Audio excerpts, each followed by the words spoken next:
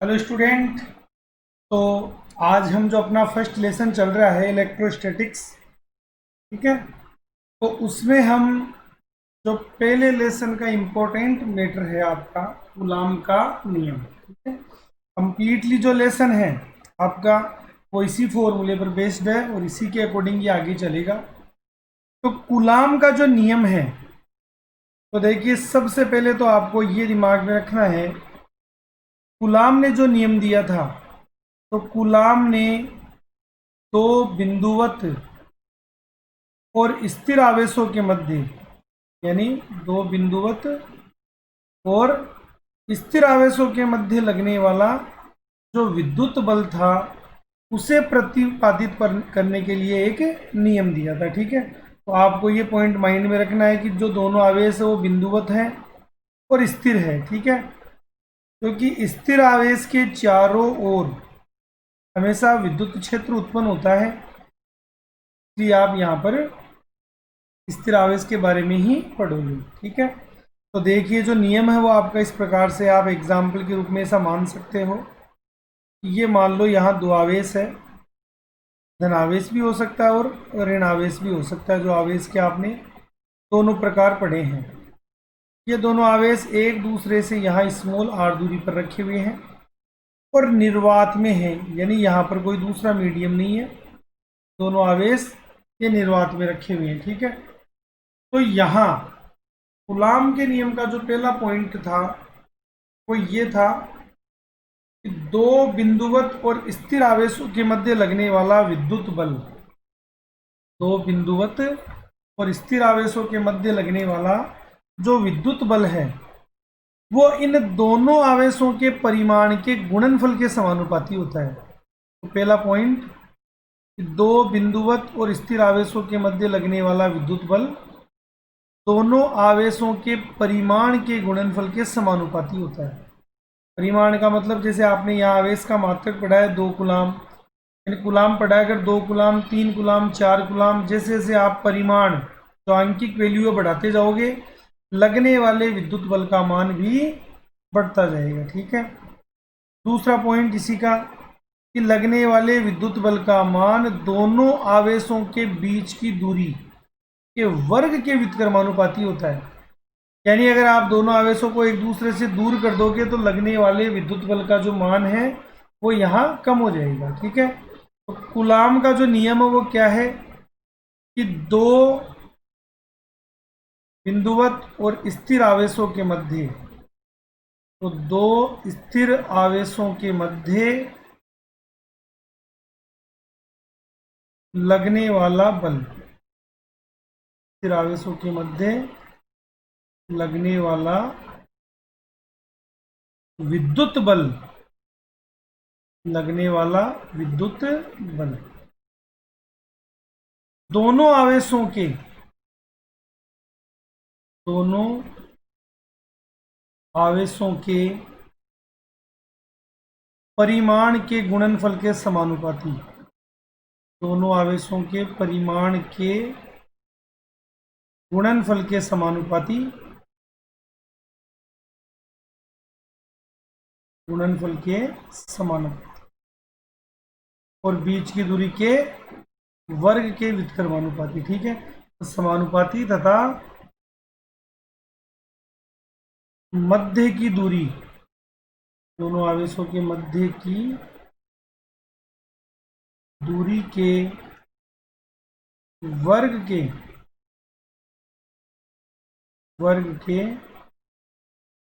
व्युत्क्रमानुपाती होता है, ठीक है। तो ये कूलाम का यह नियम है कि दो बिंदुवत और स्थिर आवेशों के मध्य लगने वाला विद्युत बल दोनों आवेशों के परिमाण के गुणनफल के समानुपाती तथा दोनों आवेशों के बीच की दूरी के वर्ग के व्युत्क्रमानुपाती होता है, ठीक है। अब अगर अपन दोनों समीकरणों को एक साथ लेते हैं तो आप यहाँ लिखोगे समीकरण 1 व 2 से, तो समीकरण 1 और 2 से आप इन दोनों को एक साथ लिख सकते हो, F समानुपाती Q1 Q2 और व्युत्क्रमानुपाती R²। जैसे ही आप यहाँ दोनों आवेशों के मध्य जो समानुपातिक चिन्ह है ये हटाओगे तो यहाँ आपको लेना पड़ेगा एक नियतांक के। ठीक है, इस नियतांक की जो आंकिक वैल्यू होती है वो होती है 9 गुणा 10 की पावर 9। मात्रक है आपका यहाँ न्यूटन इंटू मीटर स्क्वायर बटा कूलाम स्क्वायर। और आप इस नियतांक को सूत्र के अकॉर्डिंग इस प्रकार से भी डिनोट कर सकते हो, 1/4 पाई एप्सिलॉन नॉट। ठीक है, अब यहाँ पर देखिए ये एक नाम थोड़ा अलग आ गया है आपके सामने। ये पहला ऐसा नियतांक है जो आप यहाँ काम में लोगे, एप्सिलॉन नॉट। तो यहाँ देखिए जो ये एप्सिलॉन नॉट है इसे आप बोलते हो यहाँ पर निर्वात की विद्युतशीलता, निर्वात की विद्युतशीलता। ठीक है, और इसकी अलग से आंकिक वैल्यू होती है यहाँ पर 8.86 इंटू 10 की पावर -12। मात्रक है यहाँ कूलाम स्क्वायर बटा न्यूटन इंटू मीटर स्क्वायर। तो अब आपका जो फॉर्मूला है वो फाइनली इस प्रकार से आ जाएगा कि जब दो आवेश निर्वात में एक दूसरे से स्मॉल r दूरी पर रखे हुए हों तो उनके मध्य लगने वाले विद्युत बल का जो मान है वो होता है 1/4 pi epsilon not Q1 Q2 बटा R स्क्वायर। ये फाइनली फॉर्मूला है कूलाम के नियम का कि जब भी दो आवेश एक दूसरे से निर्वात में स्मॉल r दूरी पर रखे हुए हों तो उनके मध्य लगने वाले विद्युत बल का मान होता है ये। यहाँ अगर आप इसकी विमा बनाना चाहो तो यहाँ विमा भी बना सकते हो। तो कूलाम यहाँ आवेश का मात्रक का आवेश को आप धारा इंटू समय लिख सकते हो। अगर कूलाम स्क्वायर है तो धारा और समय का स्क्वायर हो जाएगा।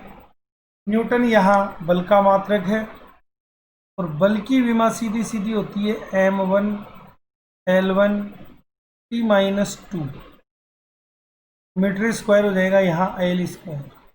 तो फाइनली यहाँ विमा ये बन जाएगी m बटा के नीचे है तो -1, L यहाँ 3 बार है बटा के नीचे L-3, T ऑलरेडी बटा के नीचे ऊपर जाएगा तो प्लस में आ जाएगा। तो 2 पहले से है 2 और आगे 4 प्लस में, तो ये 8। तो इस प्रकार से ये यहाँ विमा बन जाएगी निर्वात की विद्युतशीलता। ठीक है, अब यहाँ अगर आपको एक कंडीशन दे दी जाए कि जैसे ये जो आवेश है अगर मान लो ये निर्वात की जगह किसी माध्यम में रखा हुआ हो, यानी अगर सेम डायग्राम आपको वापस दे दिया जाए Q1 और Q2 का, ये कहा जाए कि इस बार ये दोनों वही स्मॉल r दूरी पर है, लेकिन सपोज करो कि दोनों आवेशों को आप किसी मीडियम में जैसे पानी में ले गए, या मान लो दोनों आवेशों के बीच में पैराफिन मोम ऐसी कोई कंडीशन आपने लागू कर दी, तो इस स्थिति में आपके जो कूलाम का नियम है वो बिल्कुल भी चेंज नहीं होगा। यानी अब भी आप फॉर्मूला वही लिखोगे कि लगने वाला बल दोनों आवेशों के परिमाण के गुणनफल के समानुपाती तथा दोनों आवेशों के बीच की दूरी के वर्ग के व्युत्क्रमानुपाती होता है।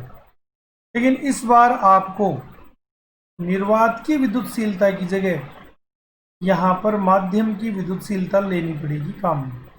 यानी जो यहाँ पर आपने लिखा था ना एप्सिलॉन नॉट, अब की बार लिखोगे आप एप्सिलॉन m।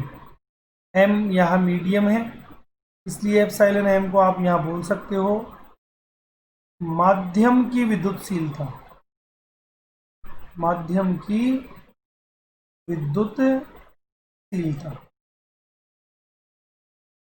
ठीक है, अब यहाँ से अगर आपके माइंड में ये बात आ रही हो कि सर निर्वात में भी बल वही है माध्यम में भी बल वो का वही है, लेकिन अगर दोनों की तुलना की जाए कि दोनों में से ज़्यादा कौन सा है, तो यहाँ कई बार देखिए आपको एक प्रश्न पूछा जाता है, आगे भी इसका थोड़ा ये क्लियर भी हो जाएगा आपके। तो यहाँ देखिए पॉइंट आपको दिया हुआ है कि निर्वात या वायु में, हाईलाइट करके आपको दिखाया हुआ है, वायु में विद्युत बल का मान सर्वाधिक होता है और अगर कोई कुचालक माध्यम वहां रख दिया जाए तो ये बल थोड़ा कम हो जाएगा और एकदम सुचालक मीडियम वहां रख दिया जाए तो लगने वाले बल का मान बिल्कुल शून्य हो जाएगा। ये पॉइंट देखो अभी जस्ट आगे वाले फॉर्मूले में आपके समझ में आ जाएगा। जैसे आपने यहाँ निर्वात की विद्युतशीलता पढ़ी है, माध्यम की विद्युतशीलता पढ़ी है, आगे आप देखिए इसी से जुड़ी हुई एक परिभाषा और है परावैद्युतांक, ठीक है, डाई इलेक्ट्रिक कांस्टेंट। तो यहां से देखिए ये 2020 में आपके 1 नंबर का क्वेश्चन इसकी परिभाषा के रूप में आ चुका है इस बार। तो आपने अभी जो 2 परिभाषाएं पढ़ी है उसी के अकॉर्डिंग यहाँ आप परिभाषा बना सकते हो। तो परावैद्युतांक को एक तो आप बोल सकते हो आपेक्षिक विद्युतशीलता, आप बोल सकते हो आपेक्षिक विद्युतशीलता, ठीक है, एप्सिलॉन आर। तो देखो इसकी परिभाषा इस तरीके से बनी हुई है। सबसे पहले तो थ्योरेटिकल परिभाषा की बात करें तो परिभाषा इस तरीके से है कि निर्वात में स्थित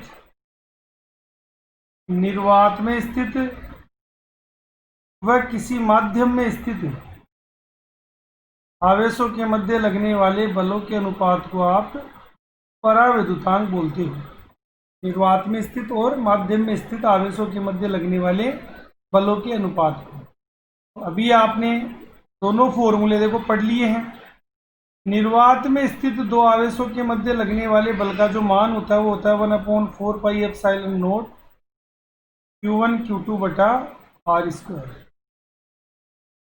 माध्यम में रखे दोनों आवेशों के मध्य लगने वाले बल का मान 1/4 एप्सिलॉन m Q1 Q2 बटा R स्क्वायर। तो यहाँ देखिए सेम वैल्यू तो यहाँ कट जाएगी और मान आपका इस प्रकार से आ जाएगा, एप्सिलॉन m बटा के नीचे बटा वाली राशि ऊपर चली जाएगी और एप्सिलॉन नोट आ जाएगा नीचे।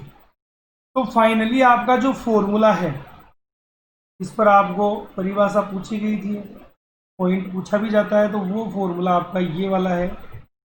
एप्सिलॉन आर परावैद्युतांक का जो मान है वो होता है एप्सिलॉन m बटा एप्सिलॉन नोट। यहाँ से आप एक परिभाषा और बना सकते हो। वो परिभाषा देखो इस प्रकार से है कि माध्यम की विद्युतशीलता, एप्सिलॉन m यहाँ पर क्या है भाई, माध्यम की विद्युतशीलता। तो माध्यम की विद्युतशीलता बटा निर्वात की विद्युतशीलता,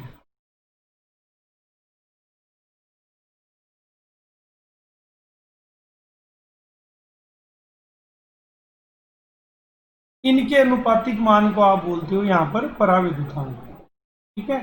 तो 2 परिभाषाएं आपके सामने। पहली परिभाषा तो आ गई जो स्टार्टिंग में लिखी हुई है कि निर्वात में स्थित दोनों आवेशों के मध्य लगने वाला बल और माध्यम में स्थित दोनों आवेशों के मध्य लगने वाले बल के अनुपात को आप बोलते हो परावैद्युतांक या आपेक्षिक विद्युतशीलता। दूसरी परिभाषा है माध्यम की विद्युतशीलता और निर्वात की विद्युतशीलता के अनुपात को आप बोलते हो परावैद्युतांक। तो यहाँ देखिए कि एप्सिलॉन m अगर कहीं भी अकेला लिखा हुआ हो तो आप उसे epsilon r into epsilon note ऐसा भी लिख सकते हो, ठीक है। तो अभी जो अपन ने फॉर्मूला पढ़ा था वो वापस देखिए। तो यहाँ देखिए आप इस फॉर्मूले में एप्सिलॉन m लिखा हुआ है, ये रहा। की जगह मैं इस वैल्यू को इस प्रकार से भी लिख सकता हूँ 1/4 epsilon note epsilon r Q1 Q2 बटा R स्क्वायर। तो इसमें देखिए ये जो फॉर्मूला है यहाँ से लेकर यहाँ वाला ये फॉर्मूला देखिए आप ऊपर लिखा हुआ है ऑलरेडी, बटा में केवल एप्सिलॉन r आ गया। तो नीचे आप इसी फॉर्मूले को देखिए इस प्रकार से भी लिख सकते हो कि F माध्यम बराबर होता है F निर्वात बटा आपने जिस माध्यम में इसे रखा है उस माध्यम का परावैद्युतांक, ठीक है। तो इसका जैसे भाग दोगे तो किसी भी माध्यम में बल का मान आ जाएगा। अब यहाँ देखिए दो इंपॉर्टेंट क्वेश्चन आपको कई बार पूछे गए हैं। यहाँ देखिए एक सारणी आपको दी हुई है, आपको कई बार ऐसा पूछा गया है कि निर्वात के लिए परावैद्युतांक का मान लिखिए। तो निर्वात के लिए जो परावैद्युतांक का मान है वो होता है 1। तो कई बार आपको ये प्रश्न पूछा गया है, निर्वात या हवा भी दे दिया जाता है आपको, उसके लिए ये मान होता है 1। लास्ट में इंपॉर्टेंट पॉइंट फिर देखो, सुचालक के लिए, तो सुचालक या किसी भी चालक पदार्थ के लिए इसमें आपके जो भी धातु है वो सारी आ गई। कई बार आपको ऐसे दे देते हैं, कॉपर का परावैद्युतांक लिखो, एल्यूमिनियम का परावैद्युतांक लिखो, तो इन सब का जो परावैद्युतांक है वो होता है अनंत। ठीक है, ये आपको याद रखना है। इसी के अकॉर्डिंग आपका जो मान अभी आपने पहले फॉर्मूला बनाया था कि एफ माध्यम बराबर एफ निर्वात बटा एप्सिलॉन आर। तो कोई सुचालक माध्यम अगर आप रख दोगे तो एफ निर्वात में भाग लगेगा अनंत का भाग लगेगा, तो माध्यम वाली कंडीशन में बल का मान हो जाएगा 0।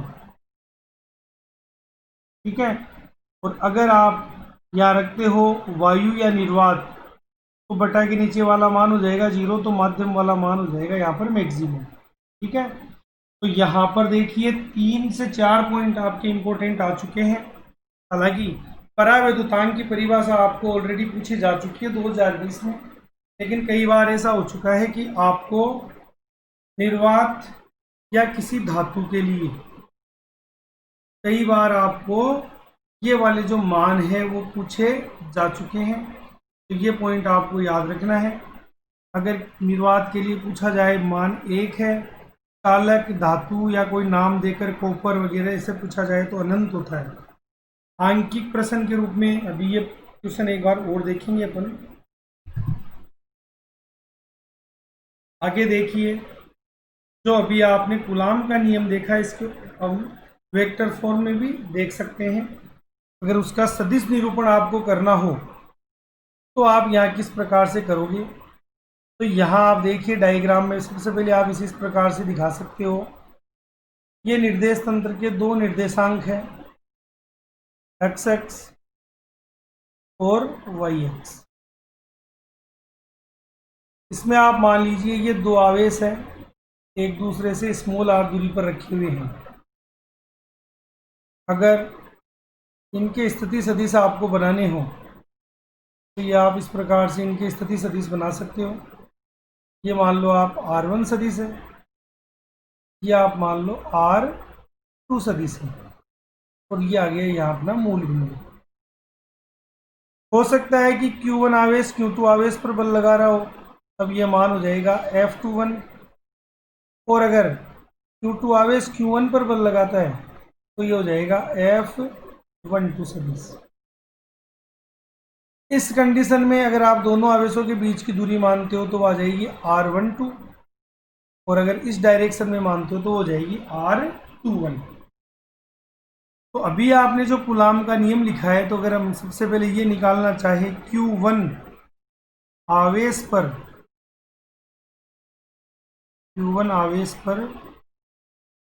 Q2 आवेश के कारण बल, तो देखिए अभी आपने फॉर्मूला पढ़ा है, दोनों आवेशों के मध्य लगने वाले बल का जो मान है वो दोनों आवेशों के परिमाण के गुणनफल के समानुपाती और बीच की दूरी के वर्ग के व्युत्क्रमानुपाती होता है। ठीक है, लेकिन यहाँ जिस आवेश पर बल लगता है अगर सदिश रूप में दर्शाए तो आप उसे F12 इस तरीके से लिख सकते हो। सामने आवेश है, आवेश एक अदिश राशि है, तो आपको लास्ट में यहाँ एकांक सदिश लगाना पड़ेगा। ठीक है, तो दोनों आवेशों के बीच की दूरी अगर R12 हो तो यहाँ पर दोनों आवेशों के बीच की जो दूरी है उसी के अकॉर्डिंग यहाँ देखो लगने वाले बल की दिशा है। तो आपने एकांक सदिश भी इसी तरीके से बना दिया कि जैसे दोनों आवेशों के बीच की दूरी है उसी डायरेक्शन में यहाँ पर लगने वाले बल की दिशा है। ठीक है, फिर आपने ऐसा पढ़ रखा है कि एकांक सदिश क्या होता है? ऐसा सदिश जिसका परिमाण एक हो। एकांक सदिश क्या होता है? जिसका परिमाण एक हो। और इसका फॉर्मूला पढ़ रखा आपने कि एकांक सदिश क्या होता है? तो सदिश बटा सदिश का परिमाण, सदिश बटा सदिश का परिमाण को हम बोलते हैं एकांक सदिश। अब आपके सामने जिसे सपोज करो एकांक सदिश अगर एकेप हो तो सदिश ए सदिश होगा और परिमाण को आप ऐसे भी डिनोट कर सकते हो। तो यहाँ जो फॉर्मूले को देखोगे तो फॉर्मूले में देखिए आप एकांक सदिश लिखा हुआ है R12 तो सदिश भी आ जाएगा R12 सदिश और परिमाण आ जाएगा अपना R12। तो ये जो एकांक सदिश का फॉर्मूला आपने निकाला है इसी फॉर्मूले को अगर अपन अपनी समीकरण 1 में अप्लाई कर दें तो अपना एकांक सदिश लिखा हुआ है तो फाइनली ये जो फॉर्मूला है ये इस प्रकार से बन के आ जाएगा F12 सदिश बराबर K Q1 Q2 और यहाँ पर आप देखिए ये आ जाएगा एकांक सदिश की जगह R12 सदिश। ठीक है, यहाँ देखिए R12 स्क्वायर तो पहले से ही है और एकांक सदिश का अगर ये सूत्र और रखेंगे तो R12 फिर से आ जाएगा तो यहाँ मान आ जाएगा R12 क्यूब। तो यहाँ आप गौर से देखिए पहले यहाँ एकांक सदिश था, एकांक सदिश का फॉर्मूला हमने अप्लाई कर दिया, ये रहा एकांक सदिश बराबर होता है सदिश बटा सदिश का परिमाण। तो परिमाण यहाँ और इंक्लूड हो गया तो ये आ गया सदिश। इस तरीके से भी हम इसे दर्शा सकते हैं। दूसरा आप गौर से देखिए इस डायग्राम में त्रिभुज बना हुआ आपको दिखाई दे रहा होगा। अगर हम Q वाले पॉइंट को A मान लेते हैं, Q2 वाले पॉइंट को B मान लेते हैं तो आप गौर से देखो तो यहाँ त्रिभुज OAB अगर आपको दिखाई दे रहा हो तो त्रिभुज का नियम क्या है? अगर दो सदिशों को त्रिभुज की दो क्रमागत भुजाओं के द्वारा निरूपित किया जाए तो देखिए दो क्रमागत भुजा, एक ये आ गई, छोड़ो सॉरी इधर से देखो, एक ये भुजा आ गई और दूसरी क्रमागत भुजा आ गई। अगर दो सदिशों को त्रिभुज की दो क्रमागत भुजाओं के द्वारा निरूपित किया जाए तो ये वाली है। तो ये जो विपरीत क्रम में आने वाली भुजा है ये हमेशा परिणामी सदिश को निरूपित करती है। परिणामी सदिश का मतलब इसका जो मान है वो बाकी की दोनों भुजाओं के योग के बराबर होगा। तो R1 सदिश का जो मान है वो यहाँ R2 सदिश प्लस R12 सदिश के योग के बराबर होगा।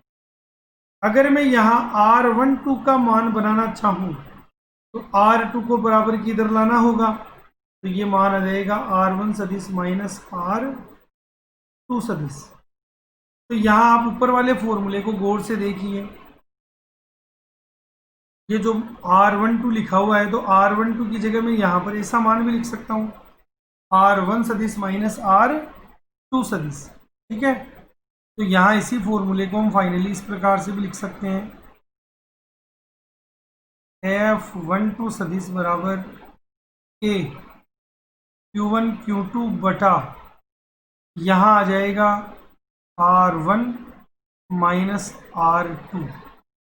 अगर इसके ऊपर हम सदिश का चिन्ह लगाते हैं तो साइड में आपको मोड या मॉड्यूलस का चिन्ह भी लगाना पड़ेगा। ये आ गया Q।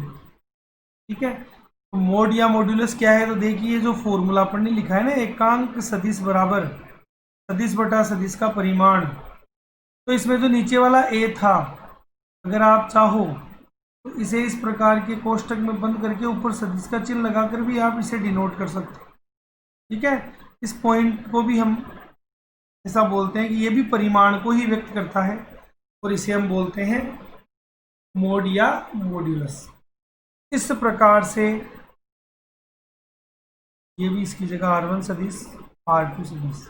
तो 3 फॉर्मूले यहाँ पर हो गए।